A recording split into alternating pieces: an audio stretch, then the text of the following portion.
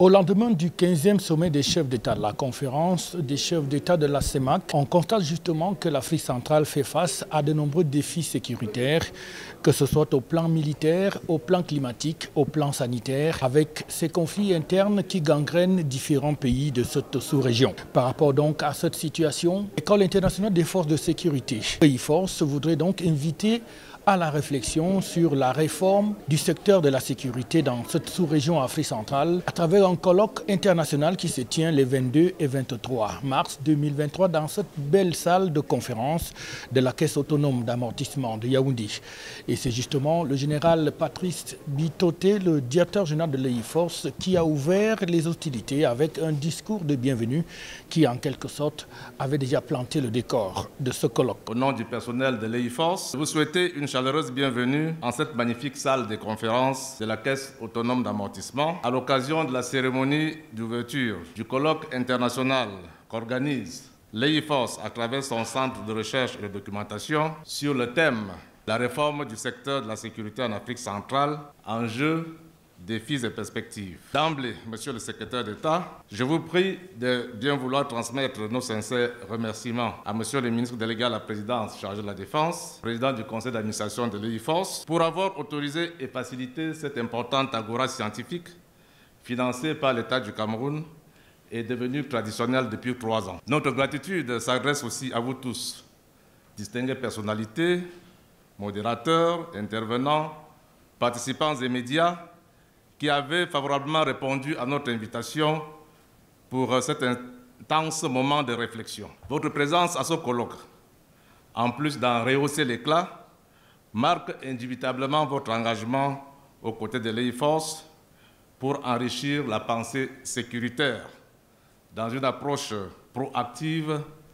active et rétroactive. Le ministre délégué à la présidence chargée de la Défense du Cameroun, qui patronne donc ce colloque international, était représenté à la cérémonie d'ouverture par le secrétaire d'État en charge de la gendarmerie nationale, qui est revenu sur l'importance de ces assises qui vont donc permettre de pouvoir camper ce sujet d'une importance capitale pour les pays de la sous-région Afrique centrale, car il est question, à travers des panélistes de très haut vol, d'aller évaluer la situation sur le terrain pour en tirer les principales conséquences qui vont permettre aux pays d'Afrique centrale de pouvoir résoudre de manière durable le problème de la sécurité. C'est un plaisir renouvelé que je préside ce jour. Au nom de Monsieur le ministre délégué à la présidence chargée de la Défense, la cérémonie d'ouverture du colloque organisé par l'École internationale des forces de sécurité sur le thème « Réforme du secteur de la sécurité en Afrique centrale, enjeux, défis et perspectives ». Je voudrais d'emblée saluer la pertinence de cette thématique qui s'inscrit au cœur de l'exigence de modernisation et d'adaptation des dispositifs de défense et de sécurité dans le but de les rendre plus aptes et plus performants pour répondre aux défis sécuritaires contemporains. Car ne l'oublions pas,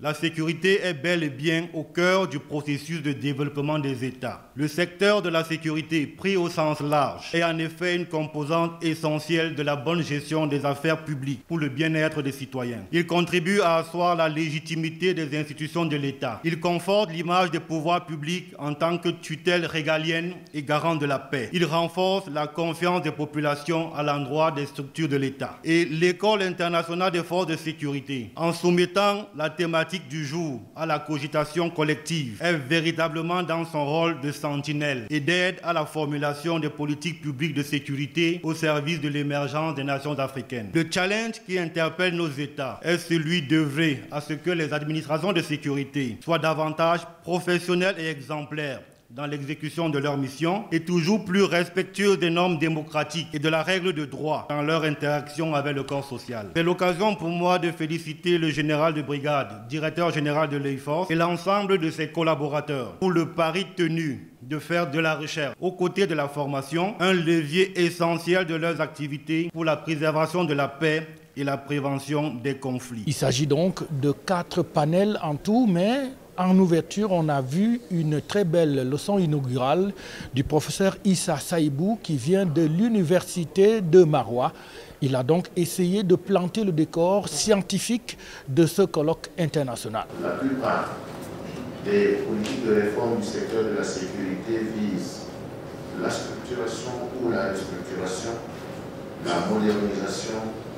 ou l'adaptation des forces de défense et de sécurité, ceci inclut les dynamiques stratégiques globales et les enjeux nationaux de sécurité, nationaux et régionaux de sécurité locaux. D'où l'importance du contexte dans la formulation des objectifs à atteindre et des moyens d'y parvenir. Le contexte auquel se réfère donc ce propos introductif est celui de l'expansion du terrorisme en Afrique centrale. On le comprend donc, l'objectif ici est de permettre aux pays d'Afrique centrale de pouvoir, de manière globale, donc pouvoir embrasser la réforme de ce secteur de la sécurité, pouvoir en tirer toutes les conséquences pour résoudre les questions qui se posent dans les différents pays.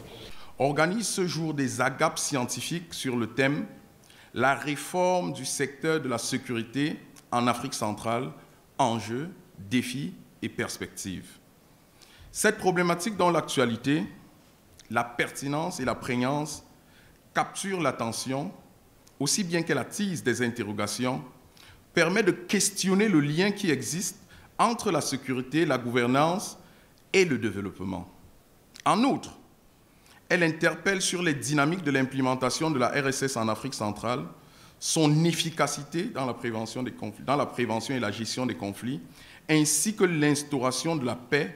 et la stabilité pour un développement durable. Il est question de permettre à ceux-ci de pouvoir, donc, dans une synergie de composition d'ensemble, de pouvoir mener à bien ces politiques publiques en matière de sécurité qui sont un gage important pour le développement des États, que ce soit au plan humain, démocratique ou tout simplement au plan infrastructurel. Pour FH News, en direct de Yaoundé, Francis Apichi, Albert Patrick Eya. FH News, votre télévision.